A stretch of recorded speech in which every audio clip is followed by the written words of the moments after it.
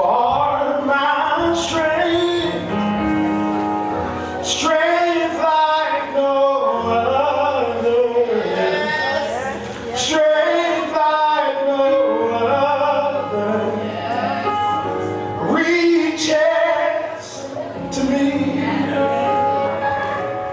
You are my strength, strength like no other, strength like no other, and it reaches to me,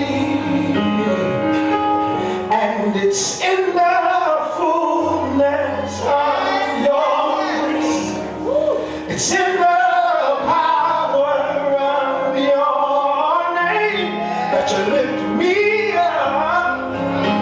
Oh, Lord, you lift me up. Yes, it's in the fullness of your grace. It's in the power of your name, God. You lift us up. You lift us up. Can you help me say, you are my strength, strength like no other. Oh, strength like no other. And it reaches to me. You are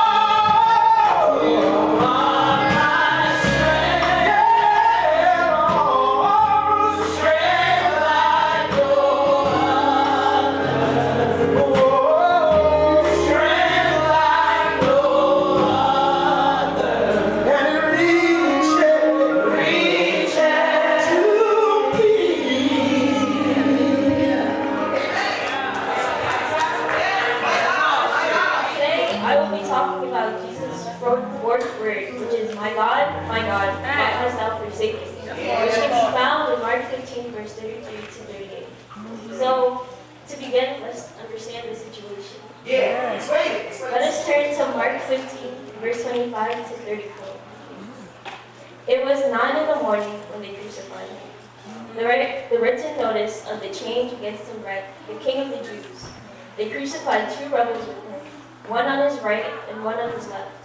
Those who passed by hurled insults at him, shaking their heads and saying, so, you who are going to destroy the temple and build it in 3 days, come down from the cross and save yourself. In the same way, the chief priests and the teachers of the law mocked him among themselves.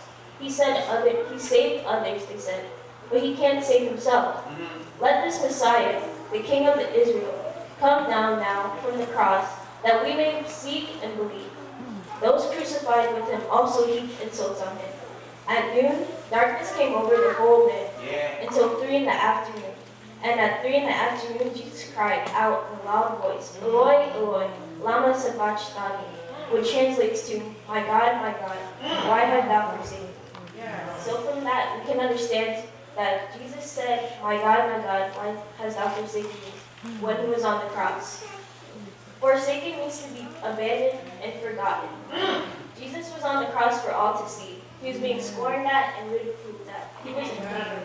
And what's worse, the negativity from the people was adding more to his conflict. Now, let's turn to Psalm 22, verse 1 to 2. It gives more insight into the words, my God, why hast thou forsaken me? Okay. It says, my God, why hast thou forsaken me? Why are you so far from helping me? And from the words of my groaning? Oh my God, I cry in the daytime, but you do not hear, and in the night season, and not silent. So I wrote these words down. So I started with, my God, why hast thou forsaken me? I turned it to, Father, why did you abandon me? Why are you so far from helping me? And from the words of my groaning? Are you so far away that you can't hear me crying out for help? Oh my God, I cry in the daytime, but you do not hear, and in the night season, and not silent. I cry all day, but you still do not respond. When Jesus spoke the words, my God, why hast thou forsaken me? He was asking God, why did you leave me all alone? Were you not supposed to be there for me through all my hard times? And what's worse is that all the pain and embarrassment that Jesus felt could have stopped only if God, his Father, would have helped him. Yeah. For God, it was so easy. He could have just said a few words and took Jesus off the cross. Or given Jesus some sort of power to either get himself off the cross, or at least for him not to feel the pain. Right. But he didn't, so Jesus felt alone and abandoned. When he went around doing God's bidding, yet God, his Father, did not help him. Jesus came down to earth and lived a sinless life. Though when he was in trouble, God just watched. But why did God not do anything to stop the torment? Okay, let's turn to Mark 16, 14 to 20. It says, later Jesus appeared to the 11 as they were eating. He rebuked them for their lack of faith and their stubborn refusal to believe those who had seen him after he had risen. He said to them, go into all the world and preach the gospel to all creation.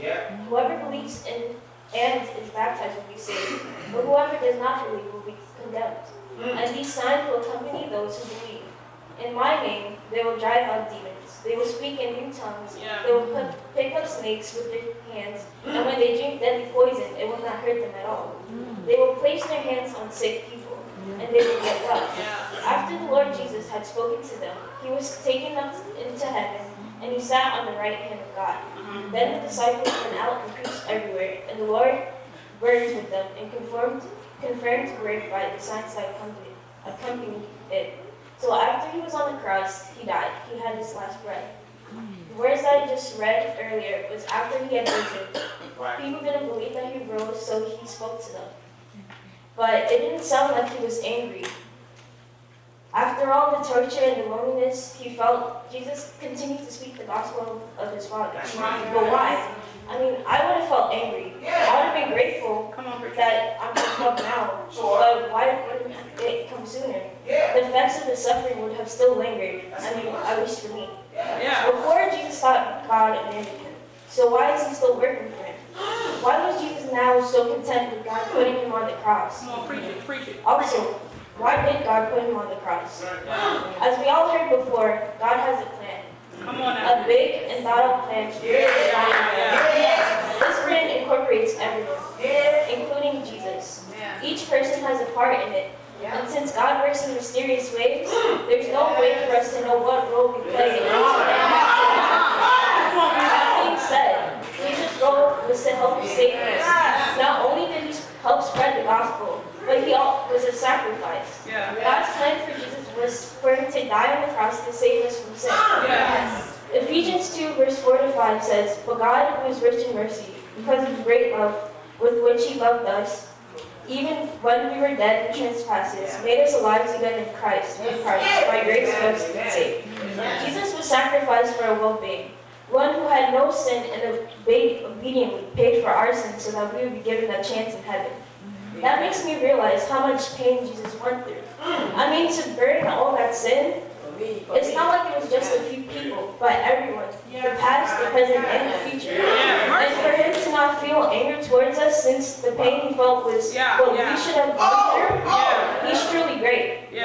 Anyhow, Jesus said, my God, why hast thou forsaken me? At that time, he did not know what was the purpose. All he knew was that he was in pain, but God was not helping him. What he came to find out was that it was all a part of God's plan. Who would have thought that God would sacrifice his own son for us? He is truly a great God.